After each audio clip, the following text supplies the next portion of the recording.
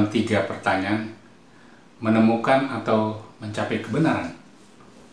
Ini adalah video ketiga dan video terakhir dari rangkaian 3 video bertemakan filsafat dalam 3 pertanyaan. Sekadar mengingatkan kembali, 3 pertanyaan yang saya jawab dalam video-video saya adalah yang pertama, mengapa menemukan kebenaran itu menjadi begitu penting dalam hidup manusia? Yang kedua, kita bertanya tentang apa itu kebenaran. Dan yang ketiga, dan ini adalah video terakhir, bagaimana mendapatkan atau menemukan kebenaran. Saya sudah menjawab pertanyaan pertama dalam video berikut. Dan pertanyaan kedua dalam video yang ini. Nah, sekarang saya akan menjawab pertanyaan ketiga dalam video ini. Bagaimana suatu kebenaran bisa diperoleh? Tersembunyi dalam pertanyaan bagaimana adalah cara, atau dengan cara apa, atau dalam cara apa, dan semacamnya. Itu berarti kita setidaknya merujuk pada suatu keterampilan atau sesuatu yang sifatnya praktis.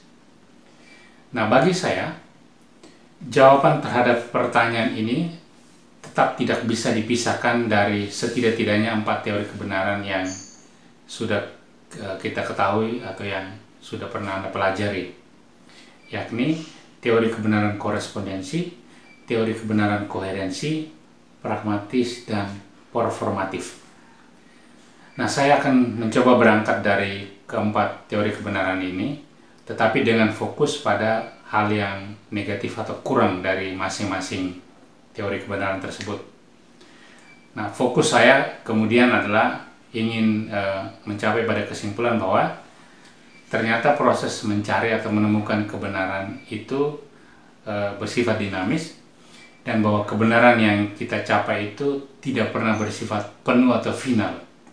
Kita hanya bisa mendekati kebenaran, dan dari situ kemudian kita bisa memberi ruang bagi jenis-jenis kebenaran yang lain, seperti kebenaran fenomenologis, seperti juga kebenaran hermeneutis. Dan jika engkau berkenan, maka saya juga akan sedikit menyinggung mengenai kebenaran teologis atau kebenaran iman. Ini kurang. Para pendukung teori kebenaran korespondensi akan memberitahu kita bahwa cara mencapai kebenaran adalah dengan memeriksa apakah gagasan, ide, pemikiran, konsep, atau proposisi kita mengenai sesuatu adalah sama atau sesuai dengan realitas yang kita pikirkan. Jadi, kalau saya misalnya mengatakan bahwa agama lebih dibutuhkan oleh masyarakat ekonomi bawah, maka proposisi ini harus dicek di realitas. Apakah memang kenyataannya seperti itu? Itulah cara mencapai atau mendapat kebenaran.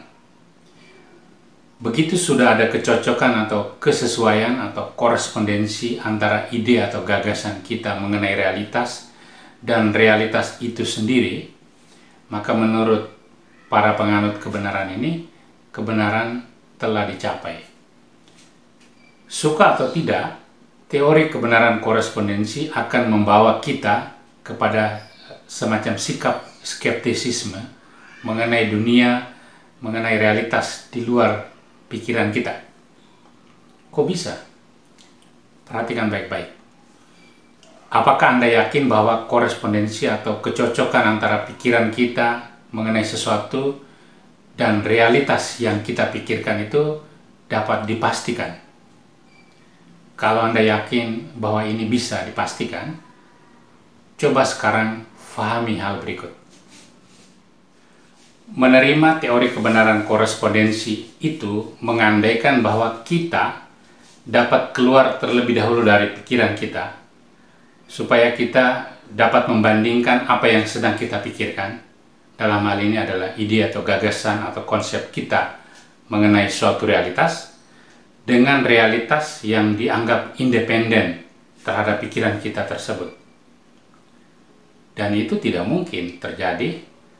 Mengapa demikian? Karena akses kita kepada dunia, dalam arti realitas di luar kesadaran atau di luar pikiran kita, itu selalu dimediasi atau diperantarai oleh pengenalan kita. Dengan kata lain, kita hanya bisa mengerti realitas di luar kesadaran kita dengan atau melalui pikiran kita. Dan ini yang menyulitkan kita memisahkan secara tajam antara realitas pikiran atau kesadaran kita yang sedang memikirkan sesuatu dan realitas di luar kesadaran kita yang ingin kita buktikan apakah memiliki kesesuaian dengan pikiran kita tersebut.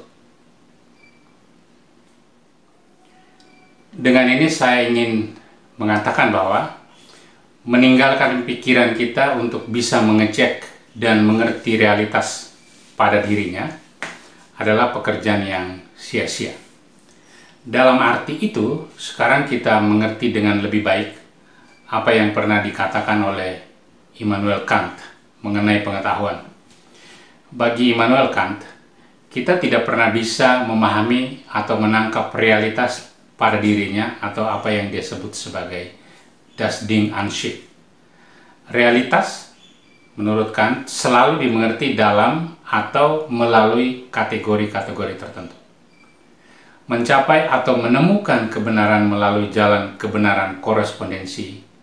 Dengan demikian, setelah penjelasan saya ini, hanya akan membuat kita kecewa. Para pendukung teori kebenaran koherensi merasa yakin bahwa kebenaran dapat dicapai atau ditemukan melalui kebenaran koherensi.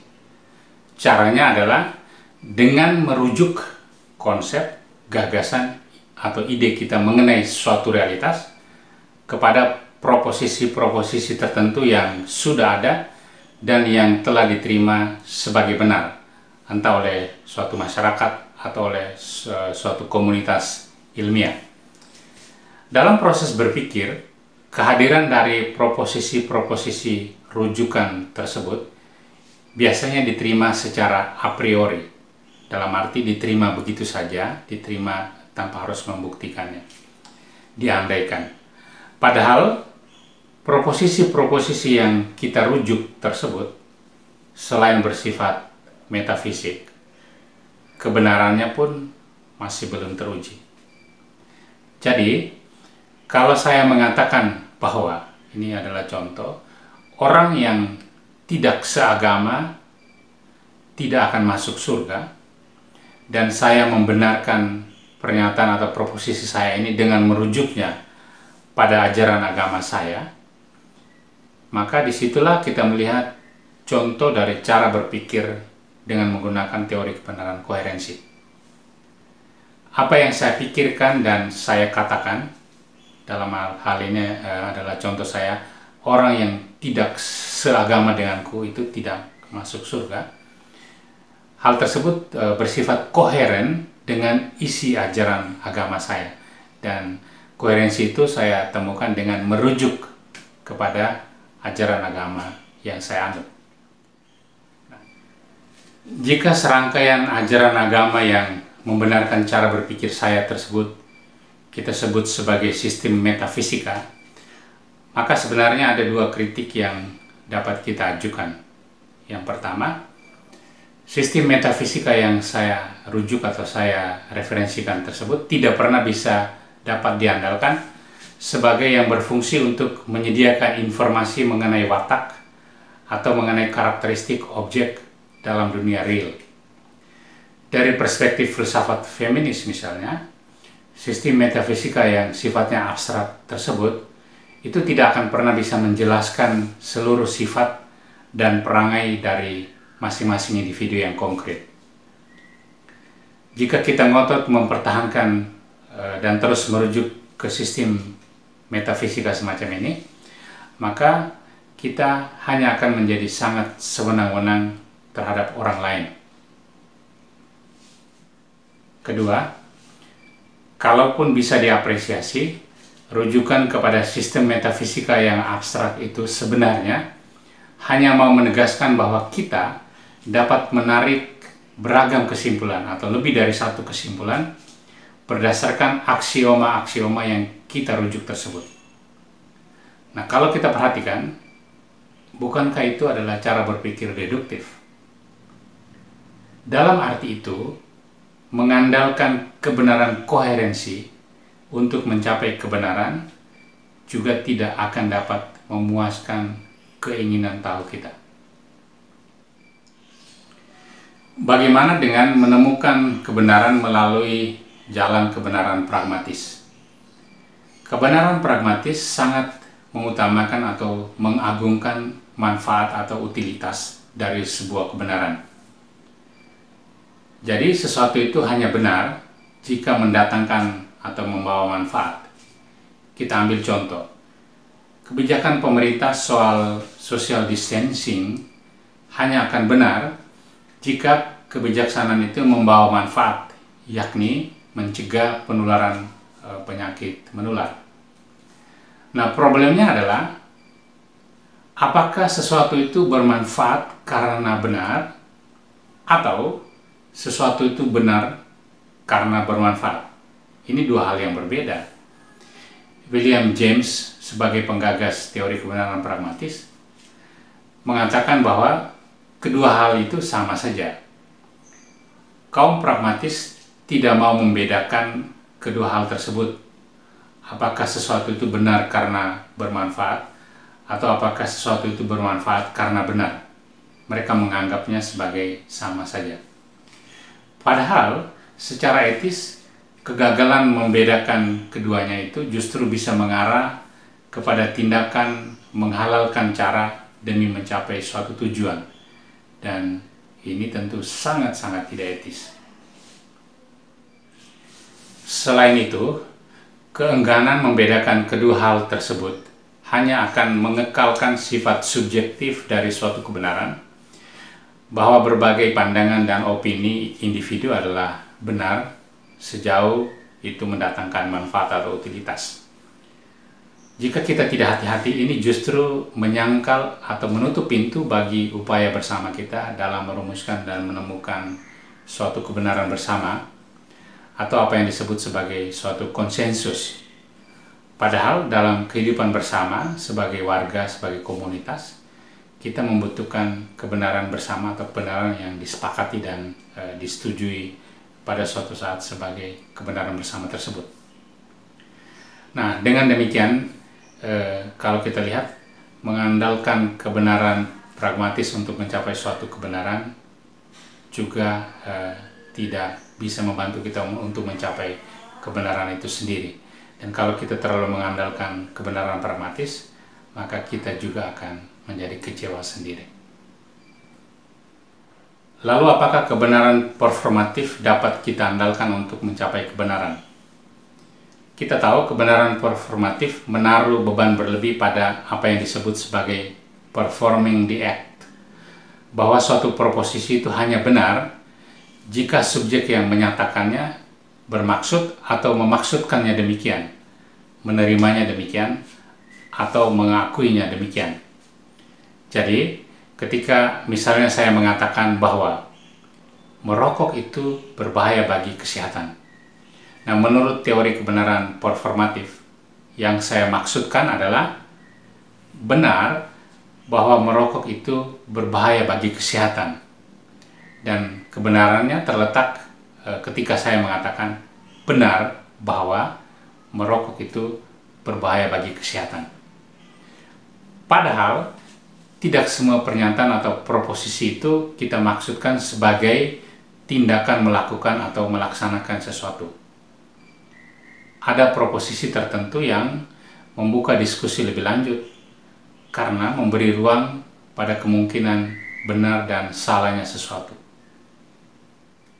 Dengan kata lain, ketika saya mengatakan bahwa merokok itu berbahaya bagi kesehatan, saya tidak otomatis memerintahkan setiap orang untuk berhenti merokok. Dan jika saya sendiri adalah seorang perokok, itu tidak otomatis bahwa saya mempraktekkan apa yang saya katakan. yakni berhenti merokok. Masih tersedia ruang diskusi, apakah pernyataan saya itu dapat dibenarkan atau dapat diterima atau tidak. Kalau begitu, apakah kita memang tidak bisa mencapai atau menemukan kebenaran?